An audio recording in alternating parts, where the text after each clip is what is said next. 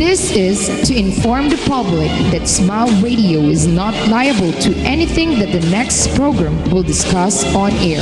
The radio station is encouraging responsible broadcasting to all our clients. In case of any illegalities which will occur therein, Smile Radio will not be responsible.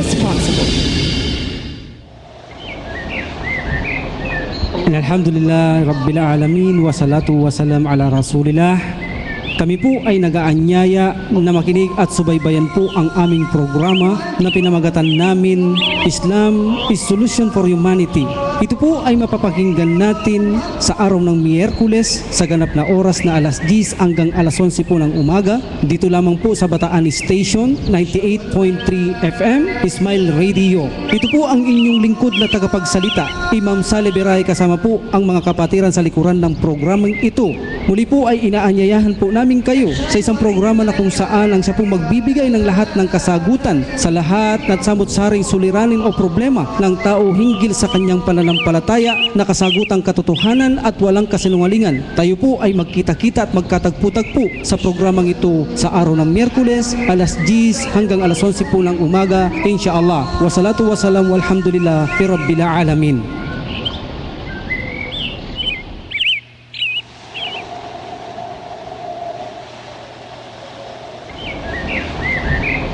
Allahu Akbar, Allahu Akbar. Allahu Akbar, Allahu Akbar.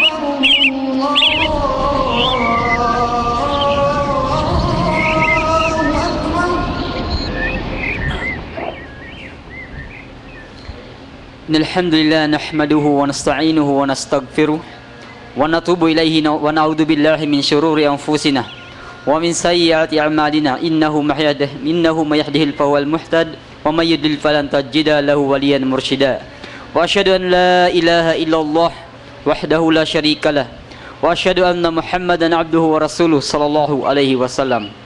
So alhamdulillah, muli ay nagpapasalamat tayo sa Allah subhanahu wa ta'ala na kung saan po ay sa kanyang kapahintulutan ay tayo ay nagsama-sama muli sa araw na ito sa ating programa.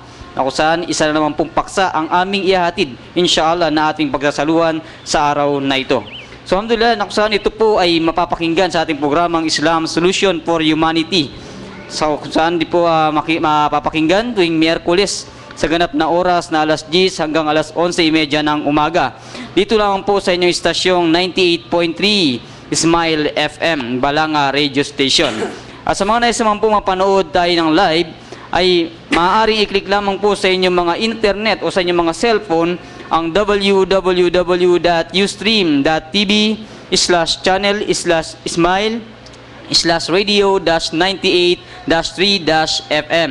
At sa mga nais naman pong magbigay ng katanungan, ay magsilbing mag-text lamang po sa aming numerong 0998-649-7250. O di naman kaya ay tumawag po sa telephone hotline na kung saan po ay 472-371-993. At sa mga nasa ibang lugar naman po sa labas ng ating bansa ay maaaring pong tumawag gamit ang inyong mga cellphone.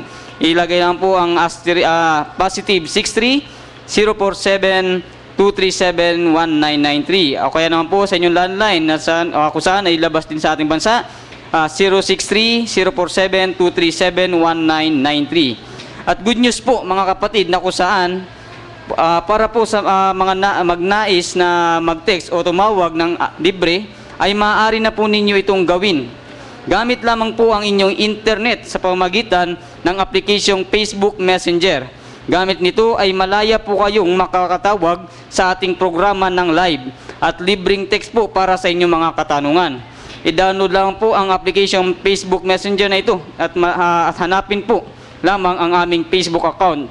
At sa aming account ay malaya po kayong makakatawag at makakapag-text o makapagbigay ng inyong mga katanungan. Then live po itong sasagutin, insyaAllah.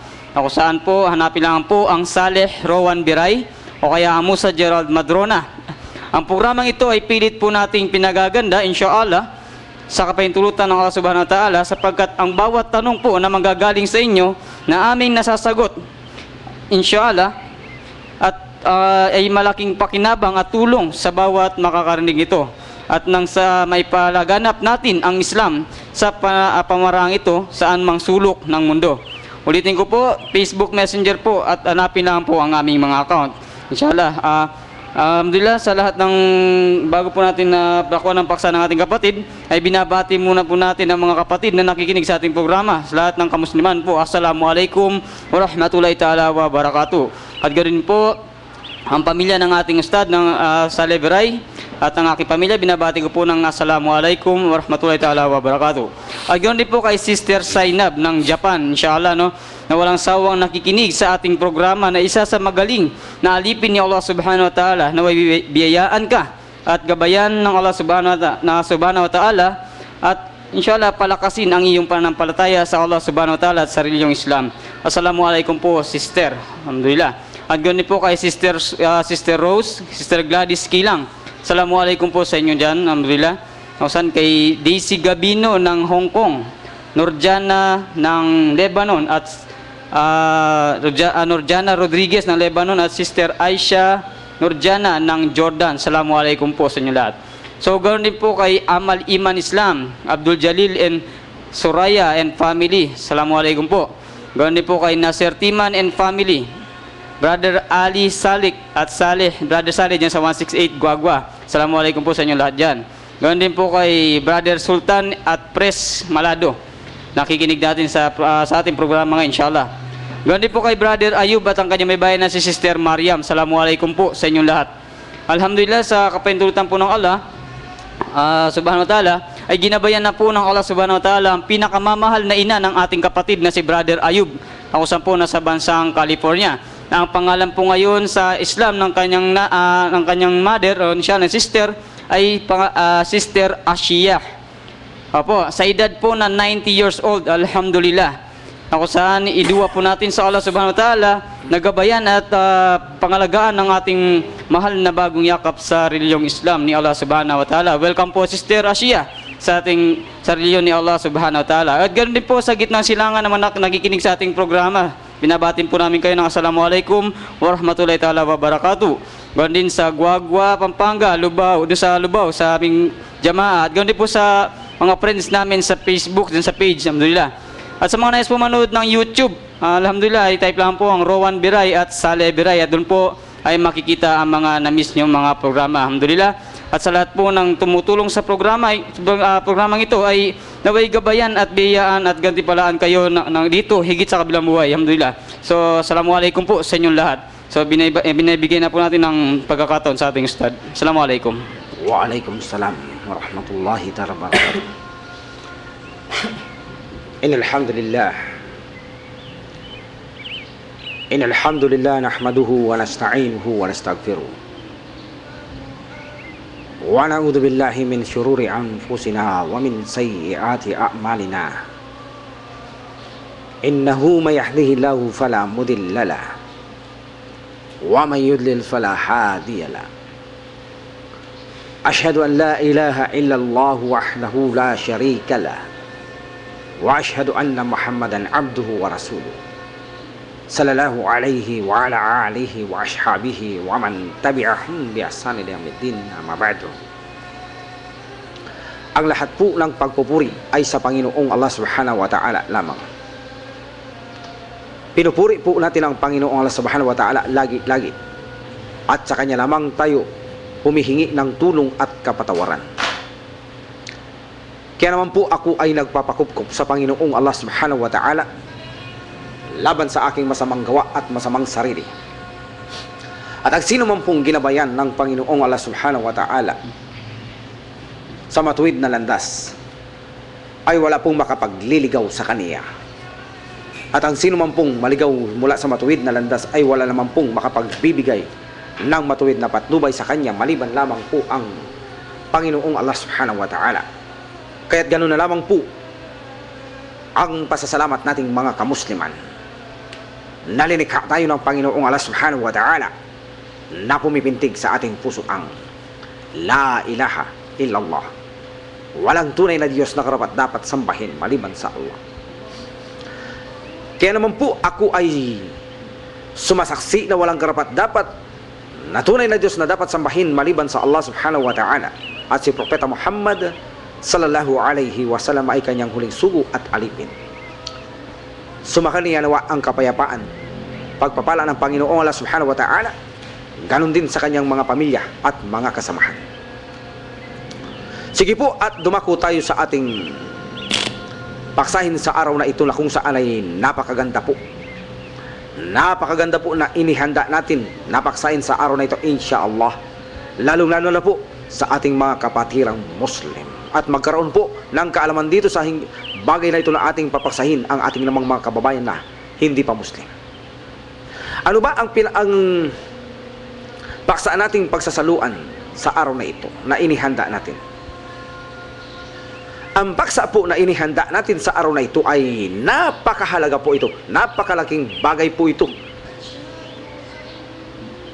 para sa ating mga kamusliman na malaman po natin ito. Ito po ay isang bagay na makakatulong sa atin upang mapadali ang ating tagumpay sa mundong ito at sa kabilang buhay. Ang inihanda po natin napaksain sa araw na ito na ating pagsasaluhan, insyaallah, ay patungkol po sa papaano po ba ang tamang kaparaanan upang mapagwagian, upang matalo natin ang udyok ni Satanas at udyok ng ating mga masariling masasamang kaluluwa. Yan po ang papasahin natin. Bibigyan natin ng solusyon sa programang Islam Solution for Humanity. Papaano po natin tatalunin ang dalawang ito? Napahalaga po na matalo natin ang dalawang ito. Sisimpleng bagay po na sabihin natin, ngunit kinakailangan po talaga ang pagsusumikap. Madaling sabihin, ngunit mahirap po itong gawin. Pero kailangan po na pagsumikapan natin gawin. Paano ba natin matatalo ang udyok ni Satanas? Paano din natin matatalo ang udyok ng ating mga sariling mga kaluluwa? Yan po, ang dalawang yan ay magkakampi, magkaantabay, magkasama upang wasakin ang tao hinggil sa kanyang kaligtasan sa kabilang buhay sa mundong ito. Yan po ang totoo. Trabaho nila na wasakin ang isang tao.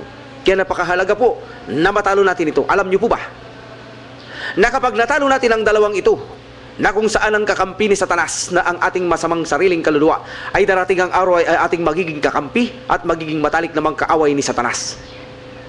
Napakaganda po ng ating papaksahin. Very interesting po na paksahin po ito. Ang orihinal po ng kaluluwa ay nahihilig sa masama. Yan po ang totoo. Binanggit po yan ng Panginoong Allah subhanahu wa ta'ala sa banal na Quran, chapter 12, verse 53. Innan nafsa la'amaratum bisu. Katotohanan ng kaluluwa ay nahihilig sa masama. Yan po ang hilig ng kaluluwa. Kasamahan, mga walang gawain, mga relaxation. Yan po ang gusto niya. Mga gawaing walang kapakinabangan. Yaong bang nagdudulot sa na akala mo'y nagdudulot na maganda sa iyong pandama, ngunit ang totoo ay siyang nakadarama, hindi ang puso natin. Yan po ang totoo. Yan ang kanyang orihinal na kailangan matalo natin at maging kakampi natin ang sariling kaluluwa nating masama. Kailangan maging mabuti. Ganon din po si Satanas, na sinabi ng Allah subhanahu wa ta'ala, chapter 2, verse 168. Wala tattabi'u kutuwati syaitan.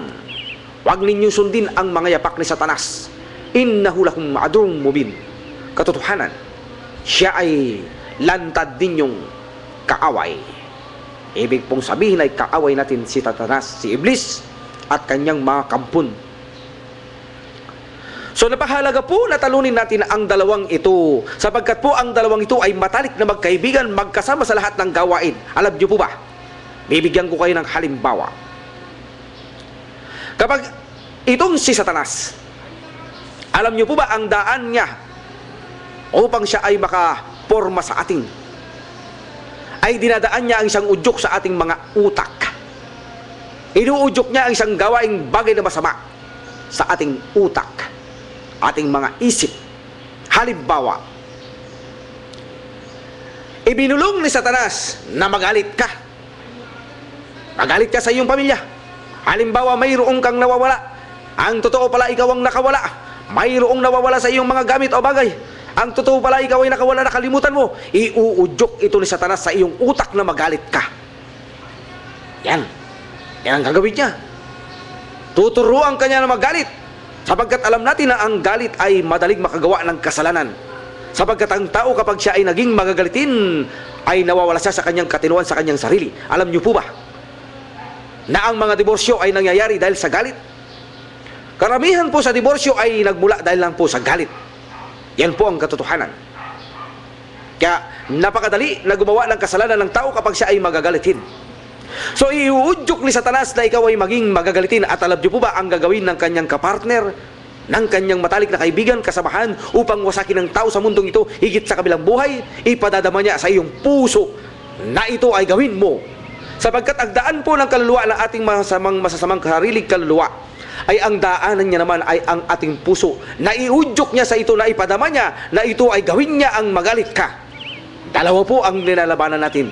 Udyok ni Satanas sa utak, udyok ng ating masamang sariling kaluluwa sa ating mga puso. Sasabayan niya ang kanyang kaibigan. Kapag itinuro ni Satanas na magalit ka, sasabayan niya ito sa iyong puso na ipadadama niya na ikaw ay magalit sa ganito. Alam niyo po ba na kapag ang udyok ni Satanas ay ibinulong niya sa iyo na magalit ka, at binigyan mo ito ng pagkakataon na isipin mo ito, dito na magsisimulang magkakaroon ka ng interes na gawin ang bagay na ito.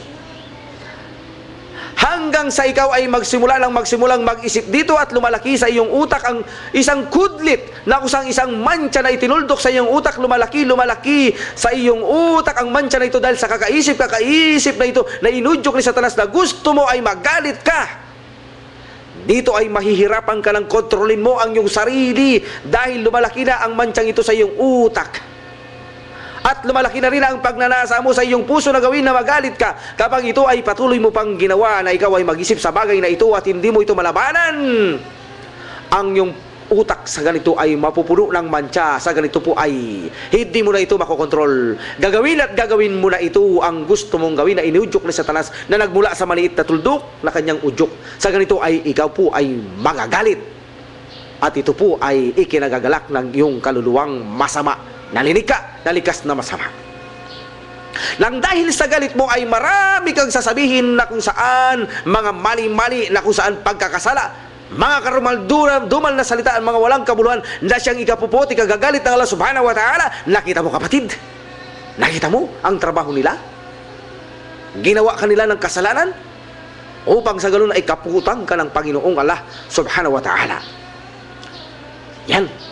Minsan ang bulong ay nagsisimula kay Satanas. Minsan ang bulong ay nagsisimula sa ating masamang sariling kaluluwa na sinasabayan naman ng kanyang kaibigan si Satanas. Ang unang halimbawa natin ay nagmula kay Satanas na inudyok na ikaw ay magalit, sinabayan ng kanyang kaluluwa sa ating mga puso, ibinulong niya, ipinadama niya na magalit ka. Minsan naman ay nauuna ang ating kaluluwa na siyang mag-udyok bago si Satanas. Sasabihin ng iyong kaluluwa, bakit hindi ka muna mag-relax? Magpasyal ka. Nang sa ganun ay ma-relax ka. Iuudyok ng kanyang kaibigan sa iyong utak na ikaw ay mag-relax, ikaw ay mamasyal. Yan.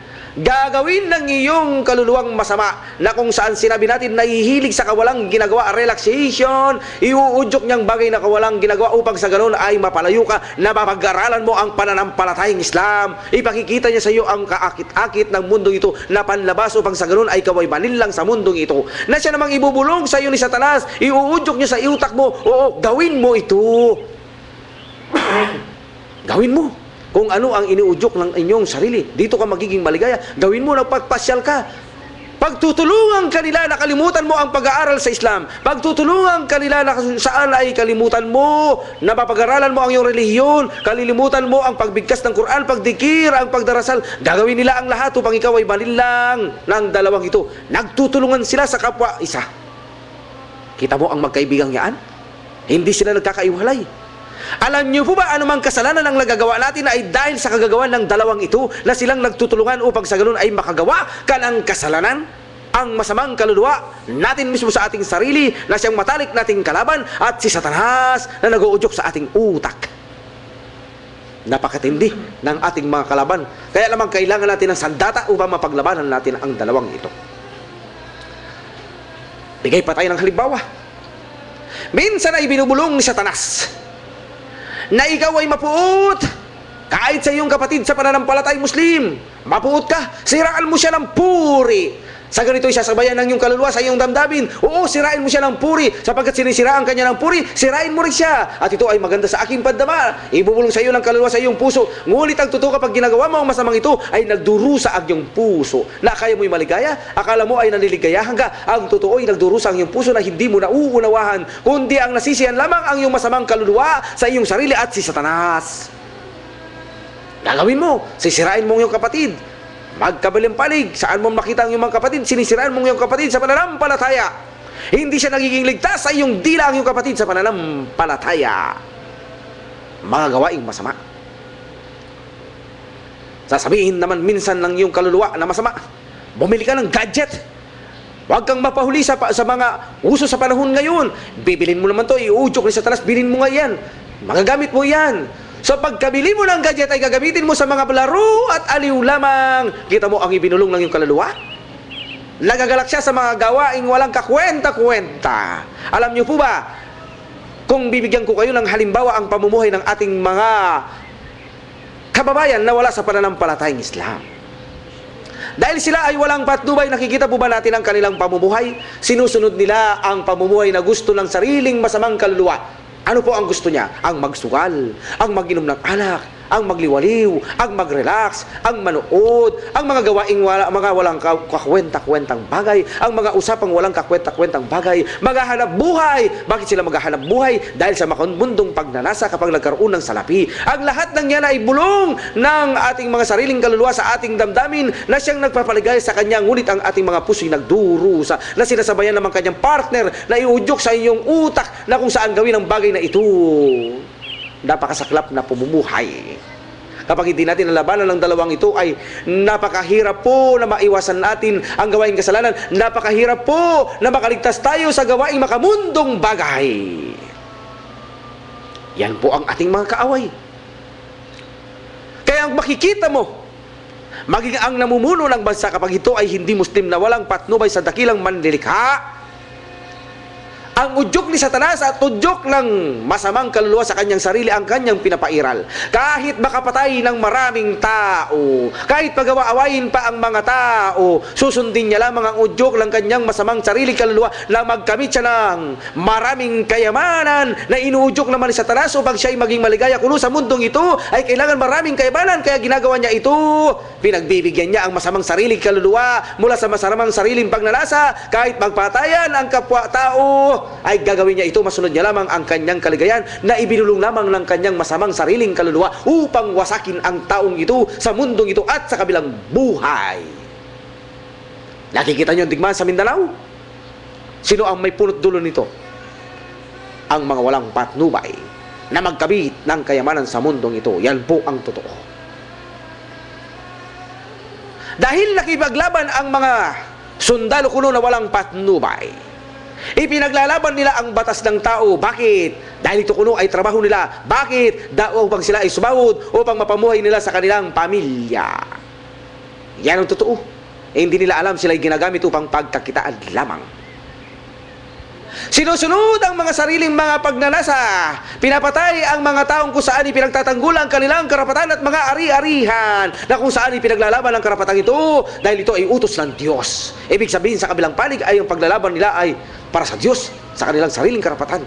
Samantalang ang kabila na walang patnubay na ibinulok sa kanila ng mga sariling dandamit at udyok ni Satanas, ipinaglalaban lamang nila ang kanilang bulsa, ang kanilang mga karir, ang kanilang mga amo, ang kanilang bansa na kung saan hindi makatarungang pakikipaglaban. Yan po, napakasaklap ng pamumuhay na walang patnubay. Yan po. Ngayon po ay, papaano ba natin mapagtatagumpayan ito? Ang mga udyok ni Satanas at ang udyok ng kasamang sariling kaluluwa na ito, upang sa ganun ay makaiwas tayo sa paggawa ng masama, na kung saan kapag ito ay napagwagyan natin ang matalik na kakampi ni Satanas na ang masamang sarili nating kaluluwa, ay magiging kakampi natin at magiging matalik namang kaaway na dating kakampi ni Satanas. Paano natin lalabanan ito? Lalabanan po natin una si Satanas. Kapag po si Satanas ay umudyok sa iyo na gawin mo ang masama, po, iuudyok niya. Huwag mo siyang bigyang pagkakataon na isipin mo ito upang sa ganun ang mansyang ito'y lumaki sa iyong utak upang mahirapang kontrolin ito hanggang sa lumaganap sa iyong utak at pagkatapos ito ay hindi mo na makayalang kontrolin dahil pumuno na ang mansyang ito sa iyong utak upang sa gawin na ito. Huwag mong bigyang pagkakataon na ang mansyang ito, ang udyok na ito'y maging lumawak sa iyong isip. Kinakailangan mapaglabanan mo na ito. Anong sandata, aber? Upang sa ganun ay pumutok ang udyok na ito sa ating utak at mawala ang mansyang ito. Sabihin mo, kapatid, A'udhu billahi minasyaitanir rajim. Yan ang sandatang panlaban mo, kapatid, na walang sandatang pinakamainam maliban sa kanya. Ang magpakupkup ka sa Panginoong Allah subhanahu wa ta'ala labang kay sa Satanas, sapagkat sa ganito ay lalayo si Satanas sa iyo upang hindi may pagpatuloy ang kanyang udyok sa iyong utak at puputok ang mansyang ito na inudyok sa iyo ni Satanas na babaliwala. Yan ang totoo. Subukan mo, kapatid. Kapag inudyok ni Satanas na ikaw ay mapuot, magalit, o kainin mo ang haram o inumin mo ang haram, sabihin mo, A'udhu billahi minasyaitanir rajim. Sa naintindihan mo itong wika na tumatalab sa iyong puso, makikita mo, kapatid, biglang maglalaho ang inudyok ni Satanas sa iyo. Yan po ang unang sandata natin na mapaglabanan natin si Satanas. Ugalihin natin na kapag umuudyok si Satanas, sabihin natin, A'udhu billahi minasyaitanir rajim. Yan ang sinabi ng Propeta Muhammad sallallahu alaihi wasallam doon sa dalawang nag-away sa loob ng masjid, na kung saan sinabi ng Propeta Muhammad sallallahu alaihi wasallam, may init ang ulo, may alam akong kaparaanan upang mawala ang inyong init ang ulo. May kaparaanan ako upang sa ganun ay maging malamig. Sabihin nyo lamang, A'udhu billahi minasyaitanir rajim. See? Dahil ang totoo, pinag-aaway lamang sila ng Satanas. Kapag sinabi mo yaon ay lalayo si Satanas at manlalamig kayo, at sa ganito ay makakaisip kayo ng mabuti. Mawawala ang init ng inyong ulo, hindi ka na magagalit. Hindi siya natuloy. Hindi nabigyan ng pagkakataon ang udyok ni Satanas. Sa paanong paraan? Sa pagpapakupkup natin sa Panginoong Allah subhanahu wa ta'ala, sapagkat katotohanan, walang magpapalaya kay Satanas maliban lamang ang Panginoong Allah subhanahu wa ta'ala. Hindi natin kayang itaboy si Satanas maliban ang Panginoong Allah subhanahu wa ta'ala. Kaya't naman kung nag-uudyok si Satanas sa ating mga isipan, magpakupkup tayo sa Allah subhanahu wa ta'ala upang sa ganun ang kanyang udyok ay pumutok ang mansyang ito at hindi kumalat sa ating mga utak. Talo na si Satanas. At kapag naging ugali natin ito, kapatid, magsisimulang magkaroon ng panagka ang ating mga utak bilang proteksyon sa mga udyok ni Satanas. Sa tuwing uudyok si Satanas ay tumatalbog na lamang ito sa ating utak sapagkat nakasanayan na natin ang bagay na ito na hindi sundan si Satanas. Nagkaroon ito ng shield na hindi natatalab ang udyok ni Satanas. At kasabay naman nito ay lalabanan natin ang ating kaluluwa na umuudyok sa ating mga puso. Kapag tayo ay nagpakupkup sa Allah subhanahu wa ta'ala at pumutok ang udyok ni Satanas sa ating isipan, kinakailangan din pumutok ang udyok ng ating kasamang sariling kaluluwa sa ating sarili sa pamamagitan ng anong bagay. Paglalabanan mo siya, kapatid. Pagkatapos mong magpakupkup sa Allah subhanahu wa ta'ala, ay gagawitin mo ang iyong malakas na konsentrasyon, pagpipigil sa sarili, lalabanan mo ang udyok ng iyong masaramang sariling kaluluwa sa iyong sarili, lalabanan mo siya. Kung inuudyok niya na ikaw ay mapuot sa iyong kapatid sa kapwa, iniudyok na ito'y kaliligaya niya, labanan mo siya. Huwag kang mapuot, lalabanan mo siya ang iyong masamang sariling kaluluwa. Alam niyo po ba, ang masamang sariling kaluluwa na ito ay malakas at mahina ang ating gawaing pakikipaglaban sa kanya kapag hindi natin sinanay. Ngunit kapag sinanay natin lumaban sa kanya, bagamat nagsimula tayo sa mahina, na kung saan isang sundalo na linaban natin sa kanyang sundalo na pakaraming masama, at kapag nalupig natin ng isa-isa ito at dumadami ang sundalo na mabuti at nauubos ang sundalo ng masama, ang ating kaluluwa, alam niyo po ba, ay susurrender ito at magiging mabuti, sapagkat ang mga sundalo ay magiging kanyang mga alipin at alagad sa kanyang paligid kapag napatay natin ang kasamaan ng kaluluwang ito sa pamamagitan ng aber. Kapag ibinubulong niya na tayo ay maging magpapataas, labanan natin siya na tayo ay maging mapagkumbaba. Kapag ibinubulong niya na tayo ay mamuhay sa mundong ito na humingi ng mahabang buhay sa makamundong bagay, humingi tayo ng mahabang buhay para sa pagsamba sa Allah subhanahu wa ta'ala, palagi mo siyang sinasalungat, palagi mo siyang nilalabanan. Kung iniuudyok niya na ikaw ay maging maramot, labanan mo siya ng malakas mong konsentrasyon at pagpipigil na ikaw ay huwag maging maramot. Palagi mo siyang nilalabanan. Kapag nakasanayan mo na kapatid na lumalaban kay Satanas, alam mo ba makakabuo ka na rin ng proteksyon upang mabigyan ka ng panagka ang iyong ating mga kaluluwa, mabigyan ng shield laban sa kasabahan. Ano man ngayon ang umuudyok na masama ni Satanas ay hindi na ito tatalab sa ating kaluluwa. Bakit? Sapagkat mamumuhay siya ng mapayapa, mamumuhay siyang matuwid, at nakahiligan niya na ang gumawa ng mabuti. Sa ganito ay naging kaibigan na natin ang ating mga sariling kaluluwa na dati nating matalik na kaaway ay ngayon ay kaibigan na natin at kaaway naman na matalik ni Satanas.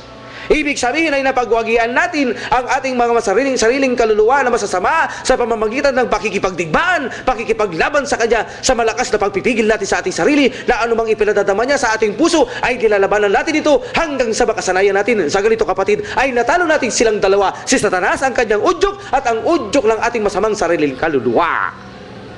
Sa ganito ay malaya na tayong makaalaala sa Allah subhanahu wa ta'ala, sa Propeta Muhammad, sa kanyang sunnah, na hindi tayo naaabala ng dalawang ito at nagiging kasama pa natin ang ating kaluluwa na mag-udyok ngayon na gawin natin ang mabuti. Nauuna pa siyang mag-udyok sa ating puso na gawin natin ang mabuti kung saan dito ay madarama ngayon ng tunay na pamumuhay ng ating puso, ang maligaya na pamumuhay sa mundong ito.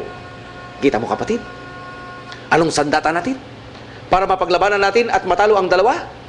Kapag nag-uudyok si Satanas, magpakupkop tayo sa Allah subhanahu wa ta'ala, sapagkat walang magpapalaya kay Satanas maliban lamang ang Panginoon Allah subhanahu wa ta'ala. Sabihin natin, a'udhu billahi minasyaitanir rajim.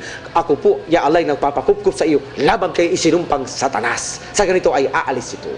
Ang bulong ay puputok at hindi maitutuloy ito upang mabigyan pagkatataon na sundin ang masamang bulong na ito.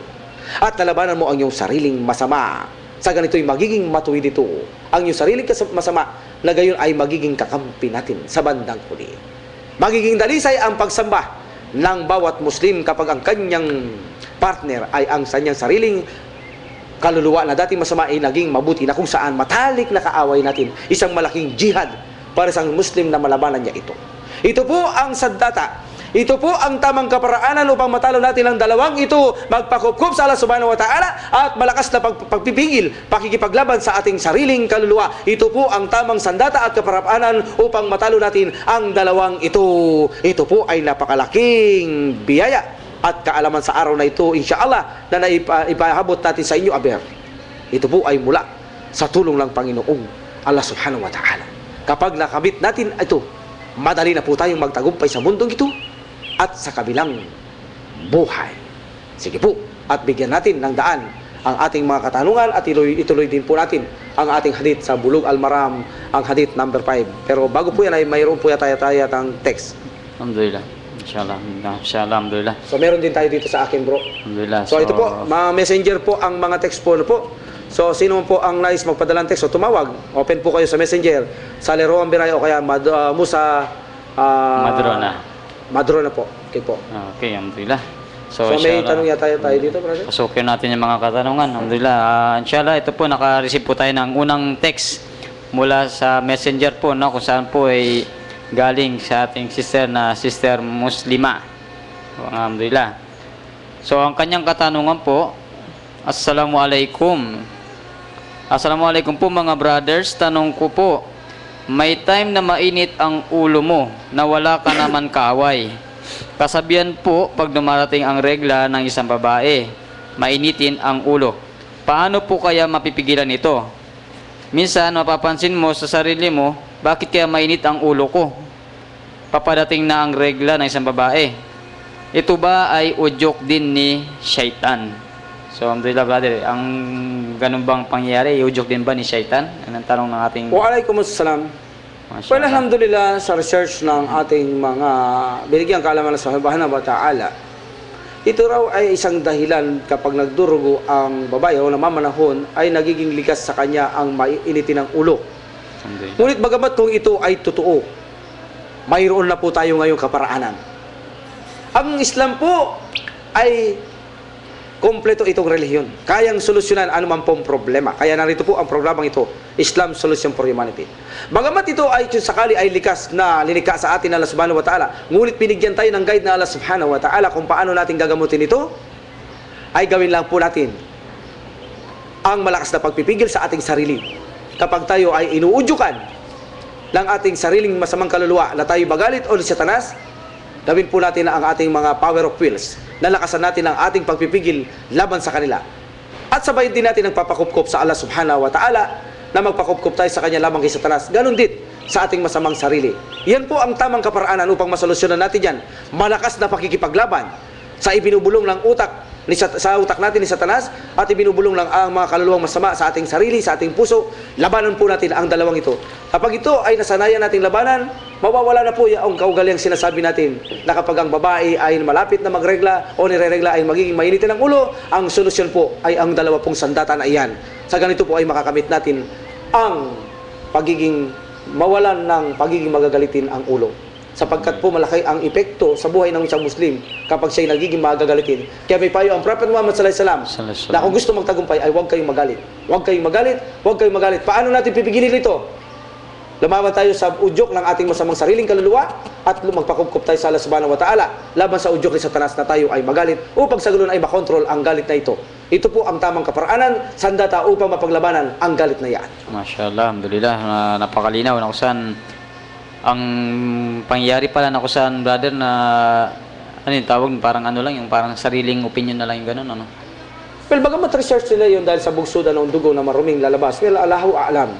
Kahit na sabihin natin ito ay created ng Allah subhanahu wa ta'ala, pero mayroon lunas ang Allah subhanahu wa ta'ala. Gaya na sinabi natin, totoo man hindi, mayroon lunas. Ang gaya na sinabi natin at pinapaksa natin, yan ang lunas. Gaano ka man kagalit, gaano man kainit ang ulo mo, basta't ginawa mo ang dalawang sandata na ito, tiyak. Kapag nilabanan mo ang sariling masamang kaluluwa at nagpakupkop sa Allah subhanahu wa ta'ala, 100% ang galit mo ay maiibsan. Kaya sanayan natin ang bagay na yan. Alhamdulillah. So, yun po ang kasagutan ng ating kapatid na kung saan po sa nagtanong. Alhamdulillah. Ako sa inshallah, kung wala na pong papasok na katanungan, inshallah. At kung hindi niya na masanayan din to, brother, mayroon din paraan ng Prophet sallallahu alaihi wasallam. Kung si Satanas lang ang nag-uudyok, likas siya sa apoy na walang usok, magsagawa kayo ng papapakupkop. Pag gusto nyo magwudo, gusto nyo maligo, gusto nyo magsala, nasa inyo po yan para mapigilan nyo ang init ng ulo. Yan po yung kaparaanan din. So isa sa kaparaanan niya, no? Ng Prophet sallallahu alaihi wasallam na iutos niya upang mawala ang ating galit. Udyok mula kay Satanas. Kung udyok naman mula sa ating damdamin, labanan natin ito nang may malakas na pagtitimpi at sabar. Sabar, labanan natin siya. Para bang digmaan na lumalaban siya sa ating brother. Magalit ka. Sabihin mo, hindi ako magagalit. Lumalaban ka sa sarili mong kaluluwa. Ito'y malaking jihad to, brother. Isa malaking jihad dati. Nung wala pa ang pakikipagdigmaan sa Allah subhanahu wa ta'ala, pakikibaka sa kanyang landas, ang pinakamataas na jihad, sinabi ng Prophet sallallahu alaihi wasallam, ay ang malabanan mo ang iyong sarili. Kaysa sa Satanas. Mas malakas pa ito na jihad kaysa sa Satanas. No? Mas malakas ang jihad na labanan mo yung sarili. Pag sinabi niyang magalit ka, sabi ni Satanas, sinudyok niya, magalit ka. Dahil sa ganitong sitwasyon. Hindi itong bagay dahil ikaw ay nagdurugo, ikaw ay nagre-regla. Magalit ka, inuudyokan kayo ng sariling naps. Labanan mo siya, hindi ako magagalit. Magalit ka, hindi ako magagalit. Kapag nasanay mo yan, kapatid, hindi mauubra sa iyo ang kaluluwa. Hanggang matalo mo ito'y susunod-sunuran na lamang sa iyo mga gustong mabubuting gawa. Mashallah. So, yun ang pakikipaglaban, yun ang pakikipagdigmaan sa pinakamataas na antas. Pag sinabi niyang maging maramot ka, sabi ni Satanas, maging maramot, nadadama niya sa'yo. Oo, maging maramot ka, maramot siya, huwag mong bigyan. Sabihin mo, hindi ako magiging maramot. Mashallah. Palagi kang lumalaban, ibinabaliktad mo. Isa sa mga parang jihad, no? Mashallah. Yan, brother. So, yun pong gamin niyo, sister. Even na ito'y created na Allah subhanahu wa ta'ala, kung likas sa atin to, nagiging mainitan ng ulo dahil sa regla, o bago dumating ang panahon, o hindi man ito totoo, gamitin nyo ang dalawang sandata na kung saan epektibo yan. Para makontrol natin ang galit natin. Mashallah. So, inshallah, kung wala na pong katanungan, ay dadako na po tayo sa ating pagpapatuloy sa pagbibigay ng ilang benepisyo o sa mga pagkapaliwanag ng ibang hadis mula sa Bulugh al-Maram. Nakusan ang Bulugh al-Maram, nakusan ito ay isa sa mga kilalang aklat patungkol sa ating magmula sa basic para po sa salah. Alhamdulillah. So inshallah, dakuha na po natin to. Sa hadith number 5 na po tayo ngayon, alhamdulillah. Ako saan? Narrated by Abu Hurairah radhiyallahu an, Allah's Messenger sallallahu alaihi wasallam said, "None of you should take a bath in stagnant water while he is sexually impure." Ulat ni Imam Muslim. Ako saan? Ang ulat naman ni Al-Bukhari, "As none of you should urinate in stagnant water that is not flowing then take a bath in it. So ito rin po, at nutukoy din po dito ay ang tubig na kung saan ay hindi umaagos. So then take a bath in it. So ulat naman po kay isa pong ulat ni Abu Dawud.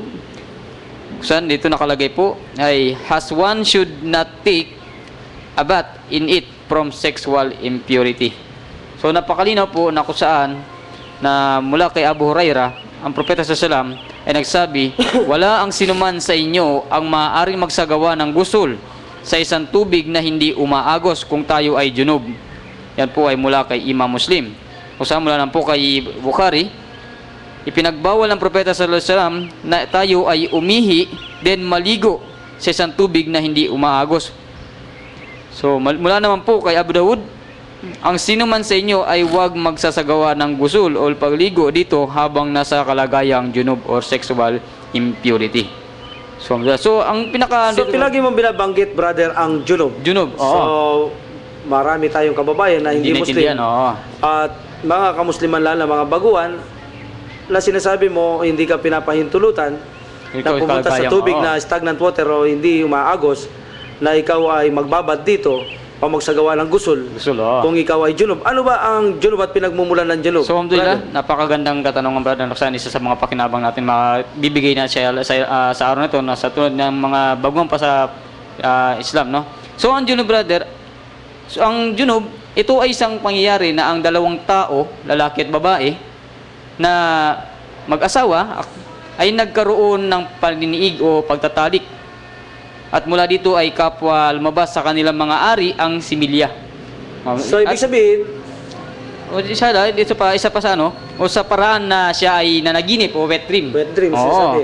Or sa labis-labis na sariling pagnanasa. Sariling pagnanasa. Oo. So dito yung pangyari na saan dahil dito nagkakaroon tayo ng paglalabas na natawag natin na similya galing sa ating ari.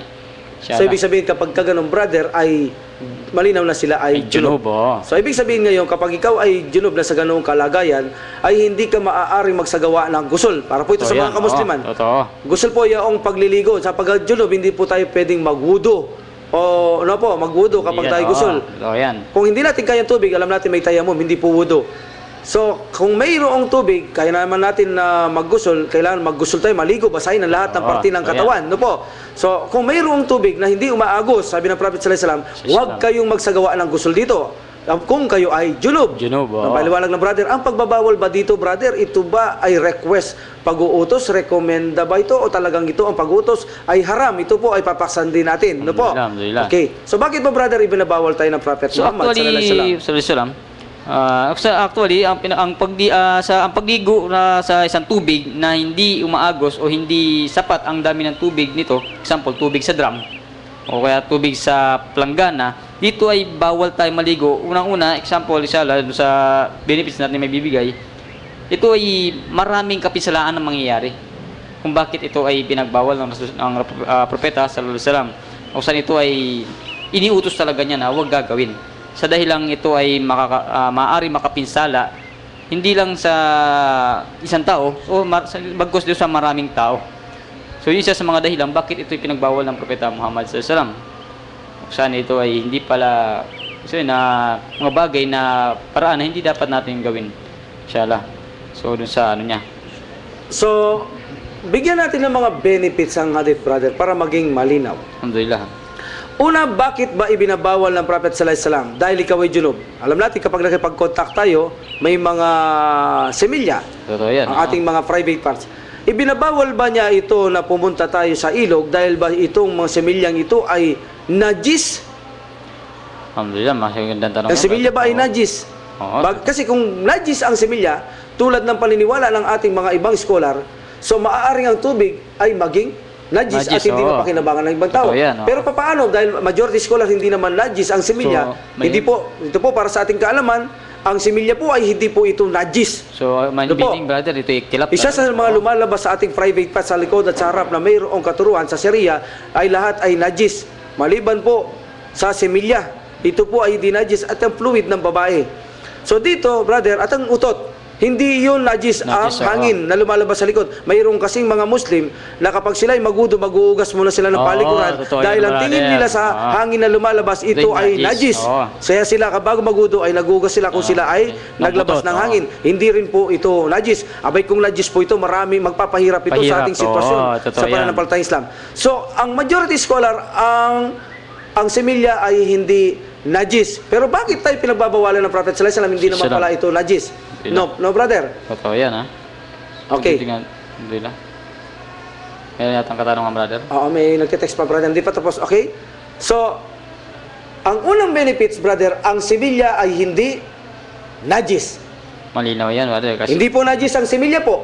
Dahil ang Prophet Muhammad sallallahu alaihi wasallam kapag siya nakipagtalik, natutulog siya sa mismong sadyang kumot na mayroong semilya. Ibig sabihin, ang Prophet sallallahu alaihi wasallam, malinaw na yan, no? ha? Ebidensya. At isa pang ebidensya, si Aisha radhiyallahu an, kapag natutuyo ang semilya sa kasuotan ng Prophet sallallahu alaihi wasallam, kinukuskus niya lang ng kanyang kuko. Hindi siya gumagamit isa pa ng yan, tubig oo. at pagkatapos ay sinusot ng Prophet sallallahu alaihi wasallam, siya ay magsasalana. Ibig sabihin, ang semilya ay pinapalitaw Hindi najis. ng mga hadith ay hindi ito najis at ito ang majority scholar natin. So ibig sabihin, hindi ibinabawal ng Prophet sallallahu alaihi wasallam na tayo magsagawa ng gusol sa tubig na hindi umaagos, hindi dahil sa ito ay najis.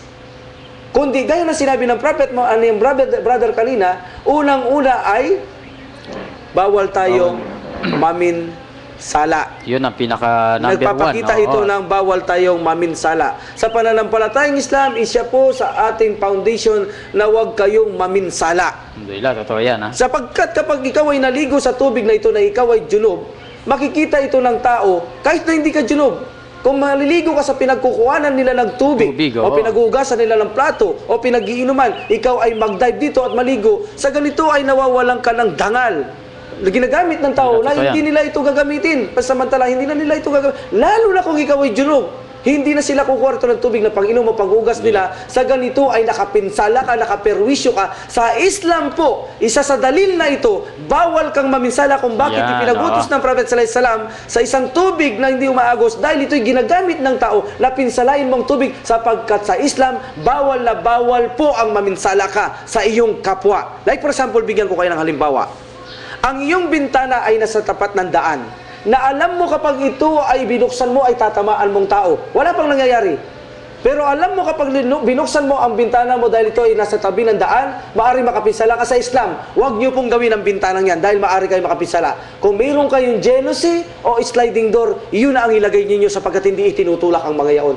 So, kalimbawa pa po, gumawa ka ng balon sa gitna ng daan na dinadaanan ng tao. Kahit na ang balon na ito'y pakinabang sa maraming tao, ngunit maaaring may taong mapinsala rito na ma-shoot. Na kapag siya'y naglalakad sa madilim, ipinagbabawal na gawin mo ang balon na ito kahit may benepisyo sa tao, na gawin mo sa gitna ng daan sapagkat maaari ito makapinsala. Makapinsala, Sa oo. Islam po, iniisip mo pa lang na maaari makapinsala. Ang sa bagay, haram na po ito na gawin mo. Mashallah. Kaya po ito ang unang ebidensya o unang dalil o unang benefits ng hadith na ito na ibinawal ng Prophet sallallahu alaihi wasallam isang taong junub bagamat hindi najis ang kanyang semilya dahil maaari kang makapinsala na ang tubig na ito ay dumihan mo o ikaw ay bulabugin mo ang tubig na ito o maging tahir ang tubig na ito.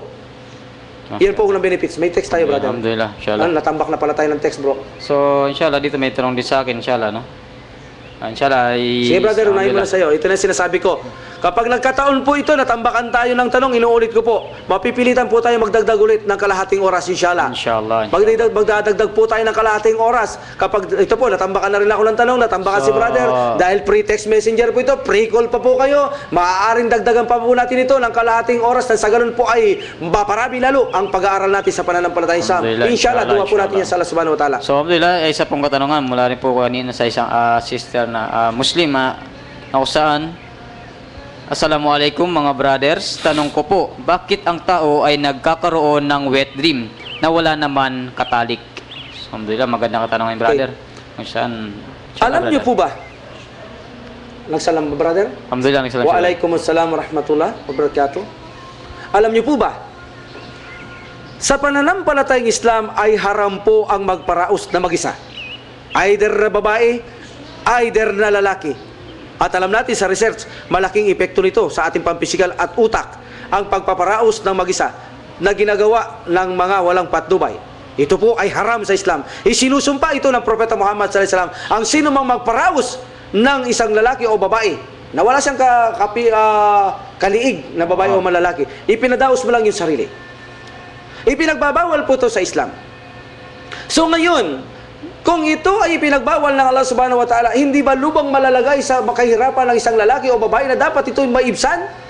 Ito po ang paraan ng Panginoon Allah subhanahu wa ta'ala na ang tao ay magkaroon ng wet dream upang sa ganun ay maibsan ang iyong masamang nararamdaman sa iyong katawan. At alam niyo po ba na mas masarap ang nararamdaman mo sa wet dream kaysa sa magparaos ka na ikaw ay gising, na kung saan nakakapinsala pa yon, samantalang ang wet dream ay parang totoo at napakasarap ang nadara mo at hindi nakakapinsala sa iyong sarili. Ito ang paraan, isa sa paraan, Allahu alam, ang Allah hingit maalam, nakaparaanan ng Allah subhanahu wa ta'ala, hindi mo na kailangan pangunaan pa ang Allah subhanahu wa ta'ala na ikaw ay magparaos, mayroong kapangyarihan ng Allah subhanahu wa ta'ala na kaya niyang ibsan ang iyong pangangailangan. Lilikha ka niya lamang, alam niya kung anong paraan na mas mainam para sa iyo. Ito po ang dahilan kung bakit tayo may wet dream, upang sa ganun ay maibsan ang masamang nararamdaman natin sa ating katawan. Kapag pinagbawal na Allah subhanahu wa ta'ala magparaos, siyempre ito po hindi magiging makatarungan kung hindi naman ito lalabas sa pamamagitan ng wet dream na higit na kapakipakinabang, higit na masarap ang nararamdaman at walang epekto sa iyong sarili at utak. Ginawa na Allah subhanahu wa ta'ala ang bagay na ito upang sa ganun ay maibsan ang masamang bagay na ito nararamdaman natin sa ating katawan. Masya, alhamdulillah. So, dagdag lang natin dito sa sagot ni brother, na kung saan doon sa mga pangyayari na kung saan ay nagkaroon ng wet dream, ay inuutos po sa atin na kung saan ay gumawa muna ng paggugusol bago tayo gumawa ng mga gawaing pagsamba. At dito ay pinagbabawal din na hawakan ang banal na Quran, inshallah. So kailangan po muna ay tayo ay nasa kalagayang dalisay o gumawa muna ng gusul before tayo gumawa ng mga bagay na tulad ng pagbanggit sa pangalan ng Allah subhanahu wa ta'ala o pagbanggit sa mga katangian niya. So inshallah, dito ay kailangan inuobliga ay maggusul muna. Alhamdulillah. So may tanong tayo, brother. Inshallah. Salam. Waalaikumsalam. Bakit ba ang tao ay sumusuway daw sa Allah? Mashallah. Bakit daw po ba ang tao ay sumusuway sa Allah? Tama naman sa paksa natin kanina. Maganda. Kaya siya nakakasuway dahil sa udyok ni Satanas, sarili at pagnanasa, sarili natin pagnanasa. Kapag hindi natin napaglabanan yan, makakaasa ka na mawawasak ka, brother. Iyan ang masakit. Pero kung mapaglalabanan natin to, makakaasa ka, inshallah, na mapipigilan natin. Kung nakakagawa tayo ng dati ng kasalanan, 100%, 80%, ngayon siguro 5%, 10%, ganun kalaki ang mawawala sa paggawa natin ng kasalanan.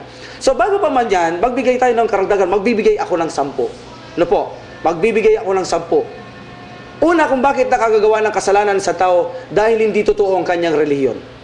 Kapag kasi hindi totoo ang iyong relihiyon, wala kang guide, wala kang patnubay. Paano mo paglalabanan si Shaitan at ang kaluluwa? Sino magtuturo sa iyo dyan? Pero kung may tunay ka relihiyon, ituturo niya sa iyan. So, ang unang dahilan kung bakit hindi mapaglabanan si Shaitan ang kasamaan, tulad ng pagsusugal, tulad ng pag-inom, tulad ng pag-drugs, pakikihapid, pangangalunya, mga relaxation, mga anumang gawain. Dahil ang relihiyon mo ay hindi totoo, napapasundan natin ang udyok ni Satanas at ang sariling pagnanasa. Yan ang unang epekto kung bakit nakagawa ng kasalanan tao, bakit sumusuway sila sa naglikha sa kanila. Pangalawa, dahil nga sa udyok ni Satanas at ng kaluluwa na paksa natin. Pangatlo, bagamat Muslim ka kapag mahina ang iyong iman, wala kang takot sa Allah subhanahu wa ta'ala na makagawa ng kasalanan. Pangapat, kapag ikaw ay Muslim, ignorante ka sa Allah subhanahu wa ta'ala, kung sinong Allah, ignorante ka sa kanyang pangalan at katangian, sa ganito ay makalalabag ka ng syirkul akbar pamisa lang magagawa mo sa Allah subhanahu wa ta'ala.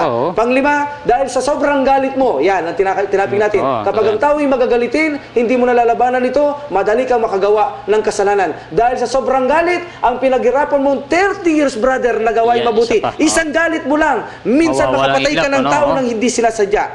Isang iglap lang, dahil sa isang iglap lang, mawawala lahat ng pinaghirapan mo. Pang-anim, dahil sa iyong paglalasa na sinusunod mo ang iyong kaluluwa. No? Okay, ganun din dahil sa matigas mo lang puso sa pagsuways mo sa Allah subhanahu wa ta'ala, na puno ng mancha ang iyong puso, ikaw ay nagiging mapagmataas, ayaw mo na tumanggap kahit pangaral sa Quran at ng Sunnah. Pangwalo, dahil ikaw ay nasisilaw sa mundong buhay na ito. Naaalim ka, nalalaro ka, nawawalan ka panahon na pag-aralan mong Islam. Bata pa ako, busy ako, wala akong panahon mag-aral, wala akong oras, wala kaming pagkain, lalayo ang pamilya ko, lalayo ang mga kaibigan ko, kung ano-ano sinasabi mo dahil sa makamundong bagay. Pangsyam, bakit ka nakasusway sa Allah?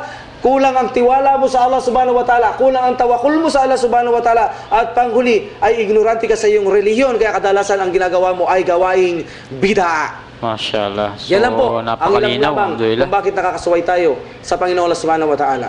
So nakauna talaga niya yung una yung guide talaga no, religion talagang una naka-guide. Subhanallah no. Ibig sabihin malinaw na kung saan walang guide ang madali makagawa ng mali kung tayo wala sa tunay na guide sa ating pananampalataya. Mashallah. So alhamdulillah, may katanungan pa ata sa iyo, brother. Yes, meron pa tanong dito. Salam. Waalaikumsalam. Waalaikumsalam. Kapag buba ang masbuk sa sala ay hindi naabutan ng mali ang imam at nagsudyod sa ang imam. Nangyari po kasi ito sa amin. Kailangan bang sumunod ang masbuk kahit hindi niya naabutan ang mali ng imam kapag ang imam ay nagsudyod sa At ganun din po ba kapag binayaran na ng masbuk ang kulang niyang raka pagkatapos magtaslim ng imam ay kailangan din po bang muli magtaslim ang masbuk, magsudyod sa masbuk bago magtaslim? Ano palagay po, brother? Sabi Inshallah, niya, maganda yung tanong na brother. kapag daw nagsasala, siya yung masbuk, ibig pong sabihin ng masbuk ay nahuli po siya ng sala ng kongregasyon na sama-samang sala tulad ng mga lalaki o babae, nahuli ka. Ngayon, dumating ka doon, huli ka na ng halimbawa, isang raka o dalawang raka. Alhamdulillah. Ngayon, mayroon palang mali ang imam na hindi mo nakita. Yan, oo. Ngayon, nang bago magtaslim ang imam, nagulat ka, bigla siyang nagsudyod sa susunod ka daw ba doon? So, at kapag ikaw ay sumunod doon, halimbawa, conforme sa sagot natin, at babayaran niya ang kakulangan ng masbuk lang ito, so, gagawin niya ba ulit ang sudyod sa na ginawa ng imam bago daw siya magtaslim, brother? So, alhamdulillah, napakaganda ng tanong na, inshallah, no? So, doon sa unang tanong niya, kung saan ay hindi niya naabutan ang kamalian ng imam, ngunit ang imam ay nagkaroon ng sudyod sa So, doon po, inshallah, malinaw po sa hadith na tayo ay susunod sa imam. Malinaw po yan. Ang sasala, ang pinakapagsunod ay ang pagsunod sa imam. So ngayon, doon sa gawain na ginawa ng ng isang imam na siya ay nagsudyod sa so malinaw na ikaw ay sasama dahil ikaw ay nakasako pa sa kanyang kongregasyon. So doon naman sa bagay na kung saan ay tatayo ka na upang magbayad ng yung natawag na yung pagbabayad sa kulang ng yung sala, so doon po ay malinaw na ikaw ay hindi po nakasakop doon sa ginawa niyang mali. So wala na pong pagbabayad ng natawag natin na sudyod saw. Dahil hindi niya naabutan. Paano kung naabutan niya, brother? So doon po sa time na kung naabutan po niya ito, nakita niya yung mali ng imam. Nakita niya. So doon pa lang siya magkakaroon ng time na magbabayad siya ng sudyod saw dahil nga siya kahit siya mag-isa na lamang. Dahil naabutan niya. Paano, brother, kung tanong ko, kung ang masbuk ang mali? Alhamdulillah. At ang imam ay hindi naman nagkakamali, hindi nagsudyod ng imam dahil walang mali. Ay ngayon magbabayad yung masbuk. So yun po ay hindi tama. Kailangan siyang magsudyod sa Hindi na kailangan ng brother. Dahil unang-una, dahil ang sala ng imam ay sala ng masbuk. Ay ng mamon. Okay. So dun sa time na kung ang isang masbuk nakagawa ng mali. Doon sa time na lang niya na nagbabayad na lang siya ng kanyang kulang, doon ay kailangan niyang bayad ng sudyod sa Pero kung hindi siya nakagawa ng mali, doon sa time na nagbabayad siya, at ang mali ay doon pa sa time na nauna nagawa na ng imam, so doon ay wala siyang pagbabayad. So yan ang isa sa ikhtilaf, brother. Alhamdulillah. So isa namang opinion, nila, at ito ang malakas na opinion, kapag ang masbuk ay nakagawa ng mali, bagamat nandun siya sa lugar ng imam, nagawa niya halimbawa yung obligation ng sala, hindi pilas. So kapag ang imam ay nagtaslim at magbabayad ka dahil ikaw na lamang mag-isa, nagawa mo yung maling yaon, ang pinakatamang opinyon ay magsagawa ka ng sudyod sa bago kayo magtaslim. So yun ang dalawang ikhtilaf na ipinakita naming kapatid. Yung isa, sabi nila, kung naabutan mo sa imam, ang yung mali, yun ay sala na ng imam, huwag mo pansinin ng mali. Kung ikaw ay nagkamali habang ikaw ay nag-iisa, doon ka magsagawa ng sudyod sa Pero ang tamang opinyon, kahit nandoon ka sa lugar ng imam, kung ikaw ay nagkamali, at nagbayad ka ngayon dahil mag-isa ka na, babayaran mo sudyod sa ang mali mo. Ang tanong, kung kayong dalawa ng imam at ma'mum, ikaw ay mali-mali, ngunit pares ang sala niyo ng imam, pagtaslim ng imam, dahil marami kang mali, magsusudyod sa ka ba? Hindi kayo magsusudyod sa dahil ang sala ng imam ay sala niyo na rin, dahil ang imam ang kailangan sundin. Kung siya'y magtaslim, wala kayo sudyod sa wala naman kayo babayaran, sa ganito ay magtaslim na rin kayo. Okay? So balikan natin. May tanong ba, brother? Inshallah, sa wala nang nagano, brother. Inshallah.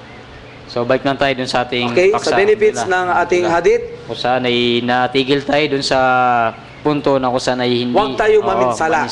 Yan ang unang pangunahing utos sa pananampalatayang Islam. Pangalawang benepisyo mo, hadith, brother? Inshallah, din sa pangalawang benepisyo niya, inshallah. ang hadith na ito ay, kung titignan natin, ay unang sinabi mo na sa Islam, bawal ang maminsala. Bawal. Oo. So dito, ipinakita rin ng sa hadith na ito na itinuro ng Allah, ang Allah ay naging concern sa kanyang mga alipin. Bakit? Kasi doon ang concern dito, itinuro niya sa tao, sa Propeta Sallam, na tinuro ng Propeta Sallam sa ating mga naiwan, ay huwag ka maminsala. So doon ay nagbigay ng concern ng Allah subhanahu wa ta'ala. Oo. Napakalinaw. Ganyan talaga ang reliyon natin, brother. Concern sa sarili, concern sa kapwa, Oo. maging sa ating physical, bro. Concern sa atin ng Allah subhanahu wa ta'ala. Ang reliyon Mashallah. Islam. Concern sa atin. Oo, Bakit? yan. Dahil, makita mong hadith, dahil kung may ikaw ay junub at dito ay maggusol ka, ilubog mo sa katawan mo. Oo, maniyaw yan. Sa ganito, ay maaari ang tubig ay hindi maging dalisay, Masir. maging Oo. tahir. Mm-mm. So kung gagamitin ito ng ibang tao, dahil sa semilyang ito na nahahalo dito, ay maaari magkaroon ito ng epekto sa katawan ng tao kung Oo. gagawin nila itong pang-inom. Totoo yan, totoo yan. So magkakaroon ng epekto dito sa katawan ng tao. Either na ikaw, kapag ikaw ay naggusol dito, may nakadikit na mga pinaggaligan sa similya sa iyong private parts. Alam natin, gaya na pinaksa natin, ang bibig at ang ilong ay obligado sa ating pag-uudo o pagiging paggugusol. Natural kapag ang ginawa may obligatory gusol, magdadive ka, kailangan nakanganga. Nakanganga. Dahil Para mabasa, babasahin mo ang iyong mabasa. loob ng bibig. Hindi naman lululok. Paano kung ang similya ay pumasok doon at nalulok mong bigla? So isang kapinsalaan yun. So maaaring ito ay magdulot sa iyong kilom ng katawan na, of course, kapag ikaw ay bumunta sa tubig, ang nakadikit na similya sa iyo, bro, ay maaaring umapaw ito at pumunta sa itaas. O lumubog ka at maaaring ito ay maakyat at bigla mong lalulok sa iyong Yan ang bibig. alhamdulillah. So maaaring mapinsala ka rin dito. Pipinsala, Magkaroon ng pinsala ang iyong loob ng Bakterya. katawan. Oo. So bagamat sinasabi natin hindi najis ang similya, hindi naman nangangahulugan na ito ay maaari nating kainin. Alhamdulillah. See? So dahil ito ay napupunta, maaaring nalagay sa tubig, maaaring ang tubig ay maging tahir. Dahil isa siya, pero hindi natin pwedeng inumin.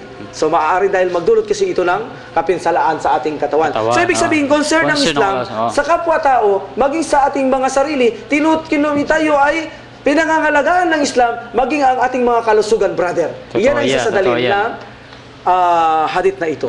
Mashallah. Pero ang pinakapunto dito, brother, pinakapunto inshallah, yung tukoy na tubig dito, yung tubig na kung saan ay hindi umaagos. Ang Oo. tubig dito na tinutukoy naman, brother, hindi umagos. Oo, yung sa lugar, punto na kung saan ay ang tubig ay sample tulad ng sa isang drum, maliligo ka, magdadive ka, na ikaw ay junub. So dito, ang pinapakita dito ay hindi ito kanais-nais na gawain na kung saan ay tulad sinabi natin na maraming mga apektuhan. Kung saan ay imbis na magamit ng iba ang tubig, hindi na ito magagamit. Dahil sa yung ginawang pag-dive dito, na kung saan ay ito malinaw na ang tubig ay nagkulang kulang ang tubig. Sabihin, maliit Oo, na maliit na ano. ilog. Let's sabihin natin, Oo. maliit na ilog lang siya. Alhamdulillah. Na pinagkukuha ng tubig ng mga tao, ginagamit nila. Oo, yan. Dahil maliit lamang. Ibig sabihin ba, brother, ang sinasabi mo dyan, yung hadith na yan, na tinutukoy ng Prophet sallallahu alaihi wasallam, Salam. sa maliit na Maliit ilog tubig. lamang Oo, yan. ang pagbabawal. Oo. Paano kung Malinaw. malaking ilog, brother? Ito So, daw ay ay. makruh. Mashallah. Makruh. Ibig sabihin, pakatandaan po natin ito. Kapag sa Islam binawal ng Prophet sallallahu alaihi wasallam, usul of fiqh, at ito ay ginawa, pinahintulutang gawin, ibig sabihin po ito ay makruh. Tandaan po natin yan. Kapag ipinagbawal na gawin, ngunit ipinagbawal ng Prophet sallallahu alaihi wasallam, ngunit ipinahintulot niyang gawin o ginawa niya ito, nagpapakita po ito makruh. Bakit gumagawa bang makruh ang Prophet sallallahu alaihi wasallam? Hindi po. Ang Prophet sallallahu alaihi wasallam, kapag ipinakita niya ang gawing makruh, hindi bilang pagsamba, kundi ipinapakita niya na pwede niyong gawin ito bilang gawaing makruh. Yan lamang po. Hindi gumagawa ang makruh ang Prophet sallallahu alaihi wasallam bilang gawaing pagsamba, kundi ipakita niya lamang na ang gawain niya ay makruh at pwedeng gawin. Yan po. So ang sinasabi dito ni Brother, yaong maliit lang na tubig, hadith na ito, na huwag niyong gawin na kayo ay maggusol kapag ang tubig o ilog ay maliit, huwag kayong magsusol dito. Kung malaki ang ilog, ito po'y walang problema, ngunit ito ay makruh. At ang pagbabawal ba dito, brother, ay request o talagang ito'y pagbabawal na haram? Kung tutingnan po natin ang pagbabawal ng Prophet sallallahu alaihi wasallam, ito ay request na haram na gawin mo ito sapagkat marami kang mapipinsala Yun ang sa hadith na ito. Yun ang pinakamalinaw niya. So actually, brother, meron tayong dalawang uri ng tubig, inshallah, na kung saan yung una yung umaagos, tubig na umaagos, na kung saan ito ay pinahintulutan na dun maaari ka mag-dive. Okay, brother, kasi ang umaagos, linilinis niyan dumi niyan. Either na maliit, malaki, nililinis niyan. So, walang problema sa tubig na umaagos kahit tayo maggusol dito. Yun ang mga problema. pinutulutan na gawin natin. Kaya nga, ang atin, tinutukoy niya, stagnant water, hindi umaagos. Ngunit maliit pala ng Maliit ilog pa to. lang, Pero pagdating sa umaagos, hindi niya tinukoy dyan. Dahil sa umaagos, malaya tayo na makapagsagawa-saga dyan. Dahil ang agos na ito, kaya niyang patayin ang anumang klaseng dumi. Masya Allah, alhamdulillah. So, tulad na lang nung paano yung brother? Tulad nung sa Madina, yung Budaa water. So, yan. Malaki kasi yun. Malaki yun, di ba? Malaki kasi ang tubig. Pero kung titignan mo, Hindi. tinatapunan siya. Actually, bro, ito ay katumbas din ng umaagos na tubig. Bakit? Dahil pag umuulan, napakalaki ang tubig na ito, Masya umaapaw Allah, ito, brother. So, Maapaw. para bang tulad ng swimming pool, brother. Yan, diba? siya yan, Ang swimming pool, kapag pinapalitan mo ng tubig, ito ay nagiging Malinis. dalisay. Dalawang klaseng pag-agos tulad ng swimming pool at normal na umaagos.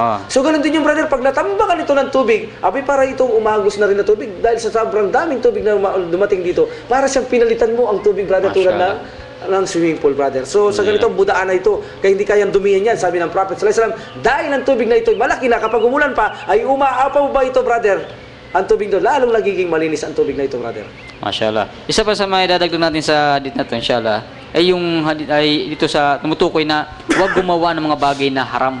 So, yan, isa sa mga bagay na yan. At sa palito, yung tulad ng pangalaga tulad sa tubig. Yan, isa sa mga pangaraan, kung saan ang pangalagaan ng tubig, kung saan marami ang nakikinabang dito at nakagawa tayo ng magandang mabuting gawa. Kung saan isa sa mga pinakita ng hadith na ito, no? Inshallah. Well, sa mga naniniwala din sa najis ang similya, maaaring ang tubig ay maging najis kung ang tao ay makikaugali nila to dahil maliit lang ang tubig. Alhamdulillah. See, gayon din kung ito hindi naman najis, maaari itong maging tahir. Of course, kapag Tahir nakikita siya, ka, junub ka, bro, junub ako, maggusul ako dito. Of course, ang tubig hindi na masikmura. Bagamat makikita mo malinis, walang amoy, walang lasa, walang kulay, ngunit hindi na masikmura na pupunta tuloy sa tahiran tubig. Hindi nila kaya pag-ablution, hindi nila kaya paggusul. Dito po nakasalalay ang ating paksa, ginagamit na tubig para sa pag-ablusyon. Kapag po ganito ang tubig na ginagawa nyo, junub kayo, naggugusol kayo dito, ang ibang tao hindi nila masikmura ito, na gawin pang pangudo, panggusol ito sa ganito sa kanila, ang tubig ay nagiging, hindi na dalisay, nagiging tahir. So nakapinsala tayo ng ating kapwa, na imbis na magamit ito, ay hindi na magamit. Lalo na sa panahon ng Prophet sallallahu alaihi wasallam, bro, napaka dalang lang ng tubig, bro. Hindi na tulad lamang na ngayon, no? Totoo yan. Oo, okay. Alhamdulillah. So another benefits, brother. Ano pa ang benefits na hadith na ito? Inshallah, brother, baka may benefits ka may dadagdag dyan. Inshallah. So kapag tayo ay gumawa nito, isang benefits, na ibinawal ka ng Prophet sallallahu alaihi wasallam, ano mang pagbabawal? Binawal ka diyang gawin, tulad nito, nakakapinsala ka. Ano mang pagbabawal? Ayan, na nakakapinsala ka. Ang isang Muslima ay gumagawa nito, na nawawalan siya ng magandang pag-uugali. Yun, malinaw yun. Nawawalan siya ng magandang pag-aasal. At ito po ay bawal sa pananampalatayang Islam ang maging masama o magkaroon tayo ng masamang ugali. Hindi ka ba naman na masama, namiminsala ka ng tao? Kapwa, Ibig sabihin sa Islam, hindi ka pwedeng maminsala, hindi ka maaari magkaroon ng ugaling masama. Kaya ipinagbabawal ka ng Prophet sallallahu alaihi wasallam, kapag ikaw ay nakapamiminsala, ang tao, ang kanyang ugali ay nagiging masama. Gustong-gusto yan ng kaluluwa. Masamang ugali. Pasok na pasok siya sa paksa kanina, no? Alhamdulillah. Inshallah. So, ano pang benefits, brother? Dakutan kay Bukhari kung wala tayong benefits na iba. Inshallah. So, dito kay Bukhari, ako saan kay Bukhari, Yung sabi niya, mas matindi sa kanya, ihihi ka. Oo, malinaw Pagkatapos yun. mong ihido ka, maglulublog ka, Maliligo, oo. maggugusol ka. So, malinaw dito yun. Ako Ito saan ay sinabi? malinaw na isang kapinsalanan naman yun, no? hindi masyadong mabigat na pag-usapan ng bagay na ito. Kahit na sinong Muslim ay Hindi gagawin. agree na hindi niya talaga maaatim ito. Pero bagamat ganyan ay magbigay tayo ng benefits doon sa hadith ni Imam Bukhari. No? Na kung saan, mas masagwa ito, bro. Natingnan, dahil iihi ka, Then, tapos maliligo magsasagawa ka pa ng gusol kung Gusol. saan ka doon sa ilog na iyon na napakaliit na lamang, umihi ka na maaring magkaroong kulay, lasa o amoy, ay umihi ka dito, najis na, magsagawa ka pa ng gusol. Najis pa rin. Dahil kung makikita natin ang hadith, gusol pa lang, ayaw na ng Prophet sallallahu alaihi wasallam na ikaw ay junub. Paano kung umiihi junub ka ka na, umihi ka muna, at saka ka maggusol dito, ito po ay higit na masagwang gawin. So, hindi po nararapat lalo itong gawin. Ito po ay totally haram na gawin po natin ang bagay na ito, brother. No? Alhamdulillah. So, dito sa hadith na ito, mayroong tatlo, brother. na ipinagbabawal kay Bukhari. Ano yon? Una, ang umihi, bawal. Ka, oh. Ang maggusul, Maggusol, bawal na junub, din. bawal. At pagsabayin, umihi at maggusul, lalong malaking pagbabawal. Masya Brother, ang Malinaw hadith siya, na ito. oo, yun ang sabi niya. So, mayroon ka may dadagdag hadith na, brother, sa benefit sa hadith na yan? Inshallah, medyo malinaw kasi yung pagkabanggit ni Bukhari dito. Alhamdulillah, usan, isa sa mga kapisalaan din na pinakita dito na huwag gagawin. Paano, brother, kung malaking ilog yan? So actually, kung Actually, malaki ito, binabawal dyan ay sa maliit na ilog din Maliit, kay Bukhari. oo. Paano kung Ilog. malaki namang ilog? Ngunit, hindi din siya umaagos.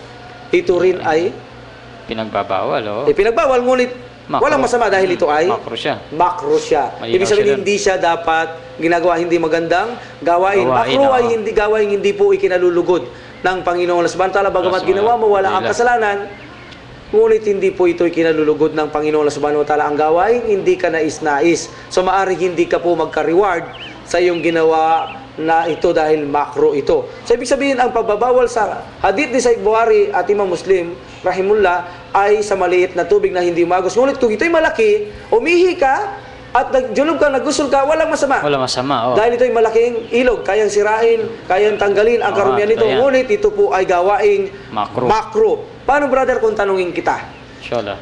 Ang ipinagbawal dito sa ilog ba na ito, kung halimbawa ay iihi ako sa isang lalagyan at ibubuhos ko sa ilog na maliit na ito, ito ba ipagbabawal? O ang ihihi lamang on the spot? O kahit ako'y umihi sa lalagyan at ibuhos ko, ano ba ang atol So kung titingnan dito, dito, brother, kung titingnan natin, walang pinagkaiba dun sa ginawa mong una. Walang pinagkaiba. Oo, pero ang tutusin yan, kung titingnan mo, makro pa rin siya, brother. Oh, hindi, sa maliit na ilog. Ay, ito, ipagbabawal pa Pagbabawal. rin. Oo, Dahil ang pinagbawal dito, brother, ay hindi yung umihihi, Oo. kundi mismo yung Kapisalaan. ihi. Yung ihi ang ipinagbawal. Kaya kung ilagay mo ito sa isang lalagyan at ibuhos mo doon, yun po'y bawal. Bakit? Ibinawal ng Prophet sallallahu alaihi wasallam umihi dito dahil ang ibinabawal na ay ang ihi. Hindi ang umihi, kundi ang ihi na maihahalo doon ang siyang ipinagbabawal niya. So walang pinagkaiba. Pinagkaiba doon sa Kahit umihi. na umihi ka sa isang sisidlan at ibuhos mo dito, ito rin po ay walang pinagkaiba. Ito po ay haram na gawin natin ito, lalo na't pinakikinabangan ng tao ang ilog na ito na Lalo maliit. maliit na tubig lang, Except oo. kung malaking Oo. ilog, ito po ay Makro. makro po na gawin natin ang bagay na ito. No po? Mashallah. So paano, brother, kung umaagos? Alhamdulillah, yun. Tulad na sinabi mo kayo na, ito ay makro. Dahil Kung gusto- umaagos ang tubig, umihi tayo doon Alhamdulillah. o ibinuhos natin tubig, then magsagawa tayo ng gusul kahit na junub. Alhamdulillah. Ito po ay walang masama. Ito po ay walang masama. Maliban, tandaan nyo po, huwag mabinsala. Malinaw. Nakita nyo mayroong naglalaba o naliligo o nagbabanlaw doon sa inaagusan ng oo, tubig. sa baba, At pagkatapos ihihi ka papunta doon ang ihi mo sa taong yaon, huwag mo po itong gagawin sapagkat Mashallah. makakapabinsala ka. Kung hindi po ay lampasan mo ang taong yaon, lumayo ka at saka ka doon umihi at ang agos nito ipapatay niyang yung ihi at ikaw ay magsagawa ng junub dito. Ito po ay walang masama sa umaagos na tubig, maliit man o ito man ay malaki. Paano sa dagat, brother? Lalo Yan, pong mas walang mas maano yung masama. brother, oo. Okay? Dahil mas Mashallah. malawak po ang tubig na ito. Alhamdulillah, mashallah. Kung titignan natin itong hadith na ito, napakalawak ng binigay Napakalawak, niya, oh. pero kakaunti din. Kaunti. So ito ang kahalagaan ng programang ito, brother. Inshallah, oh.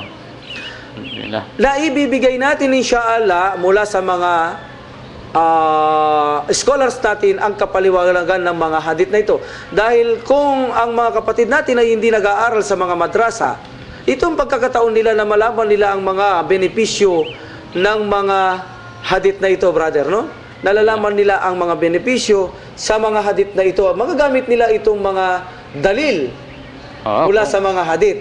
Kung saan Yun na. makakakuha sila ng dalil, bawal palang mamerwisyo o mamisalan sa Muslim. Bagamat nabasa natin sa Quran o sinabi ng Prophet sallallahu alaihi wasallam, pero may mapagkukuanan ka pa rin ng diwa na dalil mula sa hadith ng Prophet sallallahu alaihi wasallam. Tulad nito, binabawal kanyang maligo So, o yun- maggusul sa pagkawid yun sa tubig na o ilog na maliit dahil makakapinsala So ka. titignan mo Ibig yun, yung sabihin, wisdom talaga. oh, niya, makita mo, kung babasahin mo ang hadith na yan, hindi mo makikita ang nasa likuran na Oo. yan. Na kung saan mayroon palang ganito Mayroon yaon. pala siyang Sa Islam, ganito oo. kahalaga ang idinagdag natin, brother, sa programang ito. Na kung Alhamdulillah. saan ay mapaglinaw natin, isa-isa ang hadith na ito, na kung saan nasa basic tayo mula ngayon. Nagsisimula tayo sa tubig, tapos lalagyan ng tubig o nanganajis, bago tayo maguto, bago tayo magusol, bago tayo pumasok sa sala. So pagkaraniwang ginagawa natin to, mayroon kaya tayong text, brother? Inshallah. Tanong, wala pa naman, brother. So dito, brother, nag-like, nag-like lang, alhamdulillah. Okay. Mashallah. Okay. So, iyan ang hadith na, pakibasa ulit, brother, pinagbabawal Nagbabawal ang paggugusul o paggawa ng mga pagligo o mga pag-ihi kung saan mga nakakapinsala. So yun po pinagbabawal dito ang paggugusul ng isang taong junub sa isang tubig na kung saan ito ay maliit o hindi sapat ang laki para ito ay paggusulan. So ito po ang hadith na yun na kung saan ang tinutukoy po dito ay mga maliit na tubig lamang, no? Na kung saan ay makakapinsala ka. So may tanong? Assalamualaikum. Waalaikumsalam.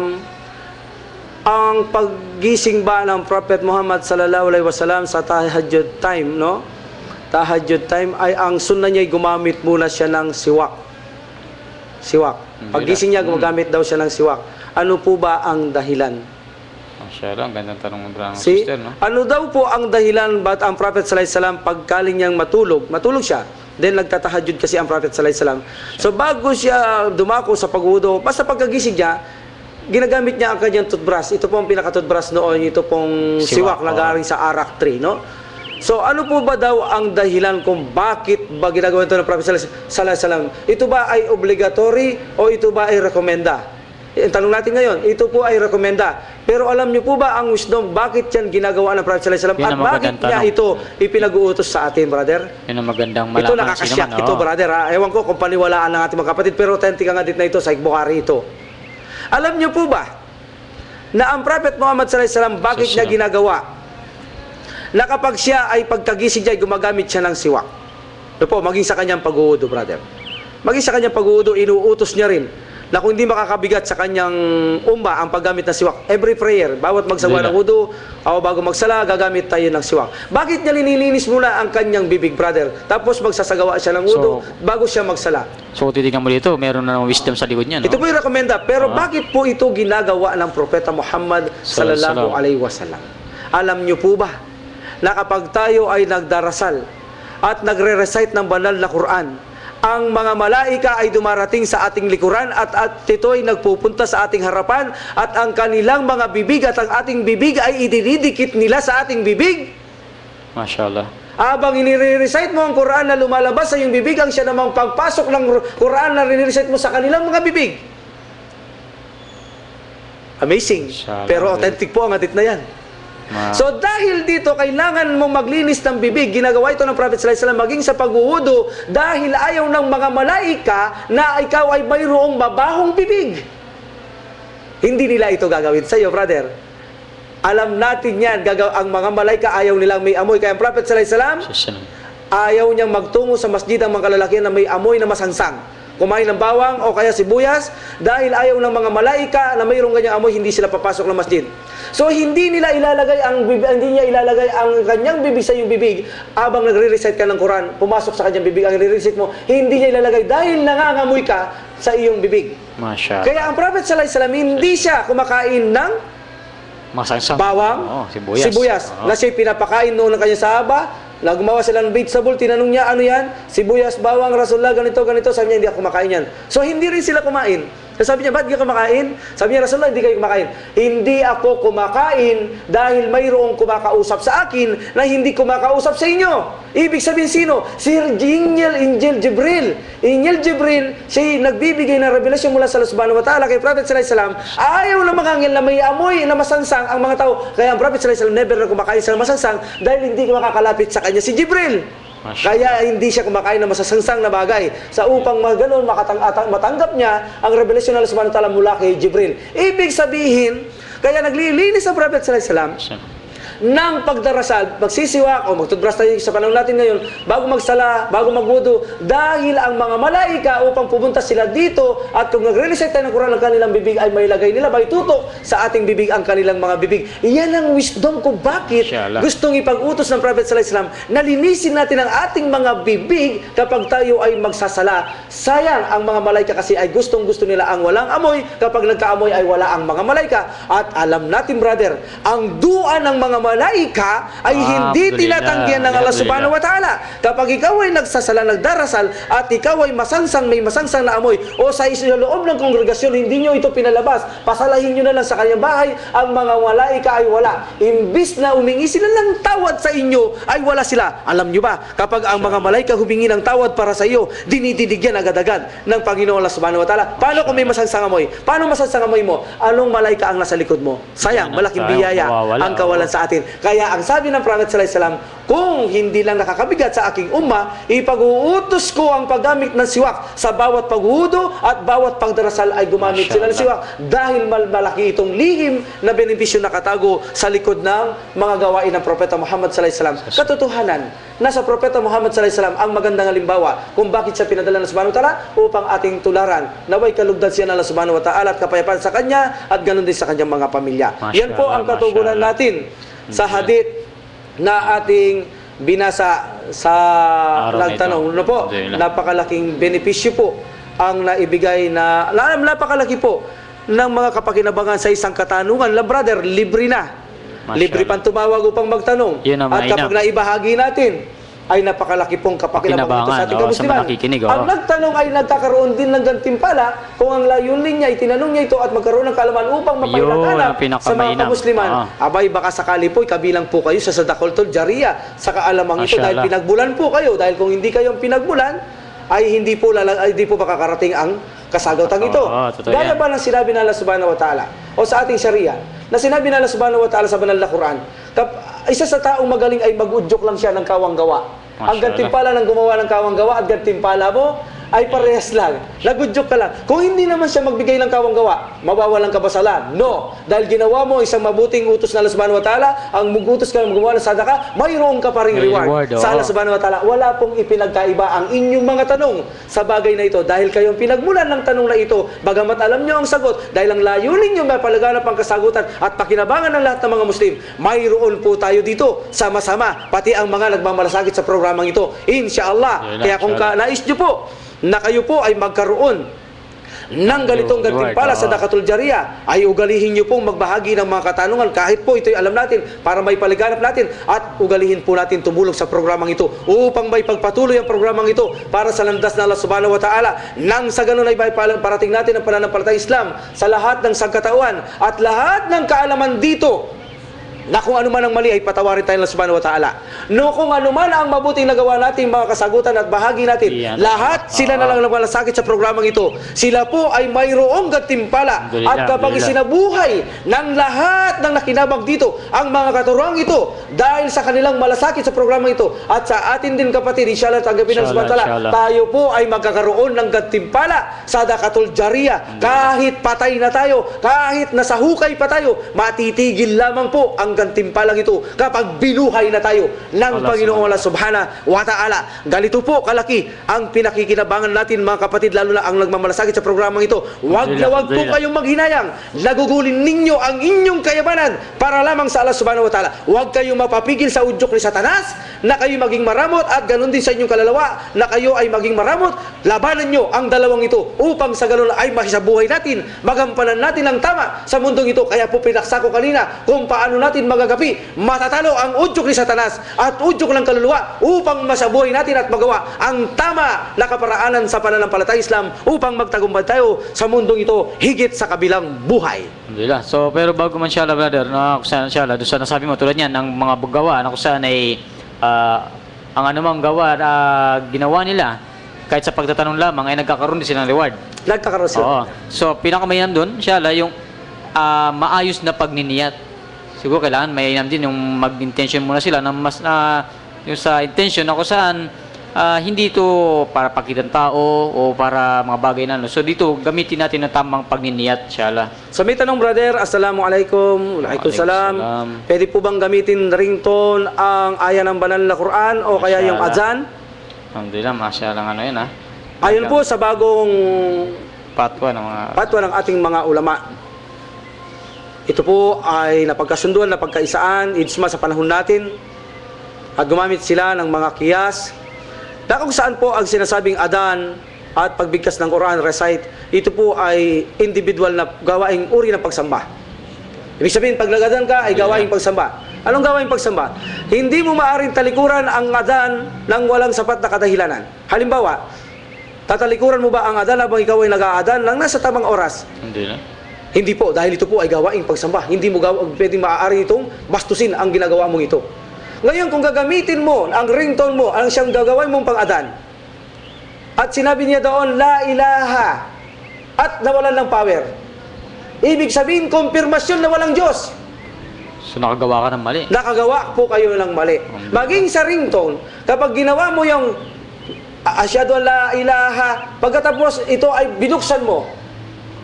So ibig sabihin, sa ako'y sumusupa na walang Diyos, ibig pong sabihin ay, anong nagagawa natin? Nakakagawa po tayo ng paglapastangan sa Panginoong Allah Subhanahu wa Ta'ala. Maraming gumagawa niya na ringtone. Totoo yan, marami Hindi talaga. po yan ipinapahintulot maging ang reciting na banal na Quran, sapagkat kapag binuksan nyo ay maaring maputol ang salita at mapunta ang kahulugan ay sama-sama. Masya. Kaya kalimutan nyo pong gawin ito. At mayroon ding mga Muslim na ginagamit na adhan. Ang mga inire-record nila, kalimutan nyo pong gawin yan. Ang pag-adhan po ay individual na gawaing pagsamba po. Ito po'y pagsamba. Kaya hindi po gagawain ng pagsamba ng mga ringtone. Pag naputol yan, walang power, putol po yan. Dahil hindi naman yan gawaing pagsambang ginagawa. Ito po ay mga music na kung saan pagka nagkaroon pa ng instrumento ay lalo magiging haram. Mayroon ngayon, ginaganda nila kanta, binibigyan pa ng instrumento. Lalo po ito nagiging haram. Wag na wag po nyong gawin mga ringtone ang mga pagbigkas sa ayon ng Quran, maging ang adan o ano paman, na maaring malapastangan ng Allah Subhanahu wa Ta'ala, o gawin nyong pag-aadan sa inyong pagsasala. Sa tamang wakto, ang gamitin nyo ay ang mga inirecord nyo upang magadan sa inyong mga masjid. Wag nyo pong gawin to. Ito po ay ipinagbabawal sa pananampalatayang Islam. Mashallah, no? Actually pa din, sa pangano dyan, no? Kung sakali magkakaroon ka ng ringtone na ganyan, paano kung napunta ka ng mga toilet, ng mga CR, Biglang tumutulong pa, siya bigla. Subhanallah. Oh, yun pa isa sa mga masaklap na... So, ibig talaga sabihin, may kung pag-aaralan sa saliksigin mo, brother, marami siyang kapinsalaang maidudulot. Di ba, brother? Marami siyang kapinsalaang... Saka isa pa doon, siya lang na kung gagawa ka na, lalagyan mo ringtone na yan, tulad ng iba, nalagay mo, ringtone, may tatawag, Assalamualaikum, gaganyan. Bro, baka may oras pa doon sa katanungan natin dyan, sa papel natin. Alhamdulillah, pwede rin, alhamdulillah. So, doon sa mga gagamit na ringtone talaga, mahirap na talaga, wag na lang yung mga ringtone na Islamic na ano. Mas mainam pa yung ano. Alhamdulillah. So, siya, habang may ilang minuto pa, paksayin na natin yung mga tanong. Kung saan, mayroon pong tanong dito. Mula po sa 0928-737-1211. Tanong, tanggap po ba ang sala ng ma'mun kung inuunahan niya ang pagyuko at pagtaas ng ulo ng imam? So, tanong dito sa ano, sa sala na naman to. So, actually, ang sala po ng ma'mun na gagawa nito ng sadya, ang kanyang sala po ay hindi tanggap. At kailangan ulitin ang kanyang sala. At kung hindi naman sinasadya ay walang problema, agad lang bumalik sa posisyon na kanyang pinagmulan. Ibig sabihin, brother, kapag ang imam yumuko, ay nauna niyang nayuko nito Naunahan niya. Ay nalito lang siya, hindi sinasadya. Balik na lang siya. Pag yuko ng imam, tsaka siya yuko ulit. Hindi pa yumuyuko ng imam, sinasadya yuyuko lang. Nilalaro-laro niya. Nilalaro niyang, malinaw. Ganun, di ba? Kasi may hadith kasi brother na kusan ang sabi ng Propeta Muhammad sallallahu alaihi wasallam na siya na inunahan niya iangat ang kanyang ulo bago ang imam, katakutan si Allah na palitan ang kanyang ulo ng donkey o mga kanyang muka. Ibig sabihin may punishment sa paningin ng Allah Subhanahu wa Ta'ala. Malinaw siya. Ibig sabihin may Jorsin pa yun. Ibig sabihin may hatol talaga siya, no? Inshallah. So isa pang katanungan mula sa Kasya pa ba, brother? Kasya pa siya. 0930-505-0124. Assalamualaikum, ano po mga kapatid? Ang higit na marami makakapasok sa paraiso at impyerno. Mashallah. Alhamdulillah. Mayaman ba o mahirap? So malinaw po sa isang hadith na sinabi ng Sugo sa Salam, ang karamihan na papasok dito sa impyerno ang kababaihan, at mga mayayaman. At halos na makapasok ng paraiso ay mahirap at ilan lang ang mayaman. So yun po ang katagunan doon sa mga tanong. Pero inshallah ay naubos na po ang ating oras. Inshallah muli po kami po ay pansamantalang magpapaalam at magkita-kita o muli tayo inshallah sa susunod na Miyerkules. Dito lang po sa ating programang Islam Solution for Humanity. Dito po sa Smile FM 98.3. So alhamdulillah, muli po kami ay humingi ng kapatawaran mula sa Allah Subhanahu wa Ta'ala kung kami po ay nakagawa ng mali, nakapagbigay ng mali nakapagnilita ng mali. At ganun po sa mga kababayan natin nakikinig na kung kami man po ay nakapanakit ng inyong mga damdamin, kami po ay humihingi ng kapatawaran. So, alhamdulillah, muli po sa susunod na Miyerkules, magkita-kita po tayo muli, inshallah. So, sa mga nais po mag-text, free na po. At tumawag, free na po sa gamit po ang messenger, alhamdulillah. So, inshallah, kami po ay magpapauna na. Subhanakallahumma bihamdik wa asyhadu an la ilaha anta astaghfiruka wa atubu ilaik. Assalamualaikum warahmatullahi taala wabarakatuh. Masyaallah. Alhamdulillah.